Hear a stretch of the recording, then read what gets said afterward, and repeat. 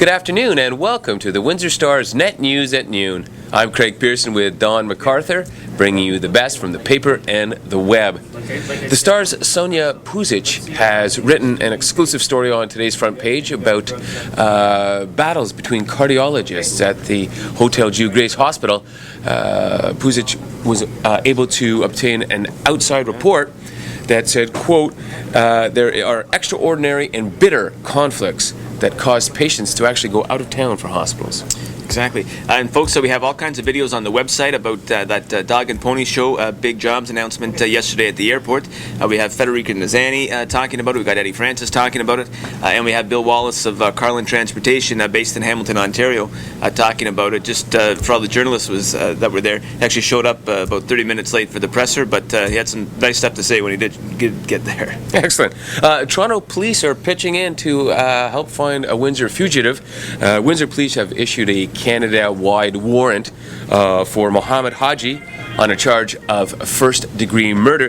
The 27-year-old is wanted in connection with the shooting death of Luis Acosta Escobar in 2007 outside of Lucier Street nightclub. Anyway, now Toronto police are actually putting up posters of Haji in areas they think that he might be hiding.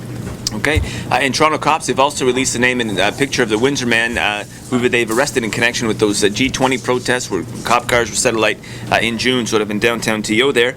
Nick Katanaki, 41, he remains in police custody, and they're actually alleging that he set fire to one of the cars.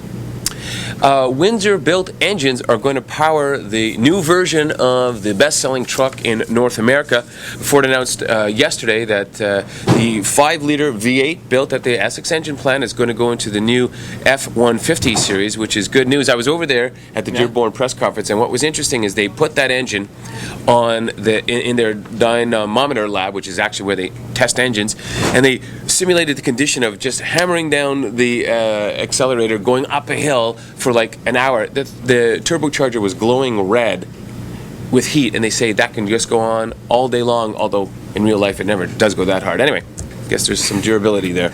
Quite the engine. Yeah. There was a hill in Essex County. We could test it here. Anyway, man, Windsor-made minivans, they are selling so well like hotcakes, folks. That local 444 boss, Rick Laporte, he actually is speculating that Chrysler may have to do something they haven't done in more than a decade here, and that's hire people. Wow. So, I mean, that's great news. And last month, the company sold more minivans in Canada than in any month in the vehicle's 27-year history. Wow. So that's good. Doing well. General Motors is doing pretty good too, I think. Oh yeah, GM, exactly. This morning, thank you, Craig, they posted the biggest quarterly profit in 6 years this morning, a profit of some $1.33 billion. And in sort of related news, the chairman, Whitaker, he's stepping down as well. Some closer to home, we got some cool stuff happening that are pointed out on the scene page, and one of them is the Phog Fest, which is Phog is a local alternative bar, and they're putting this on. I think it's going to happen at the corner of University and Victoria, right there, a bunch of carnival of bands. So, well, exactly. This thing, remember this little bar that could, right? Like they had that internet contest, CBC Radio 3, boom, bringing the band. So this is the second edition.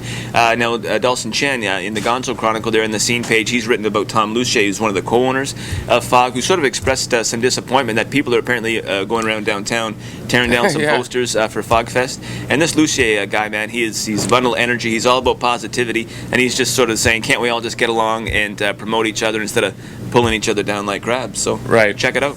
Hey, in sports, the Windsor Spitfires are hiking the price of their tickets, but they're blaming the HST. Yeah. So the adult ticket is going from $19 to $21, and they claim that $1.52 of that is all because of McGinty's HST. Remember that when you go to the polls, folks. Anyway, the PGA's final major today at Whistling Straits in Wisconsin. Glory's last shot, they call it. Tiger Woods, all eyes are on him. I mean, after that debacle last week where he shot sort of 18 over par, his worst ever round, and was actually 30 shots behind the leaders. So all eyes on him. Wow. His status as the world's #1 golfer, it's actually in jeopardy, along with his marriage and other things, I suppose. But Mickelson could overtake him. Lots of things could happen, so exciting times. All right.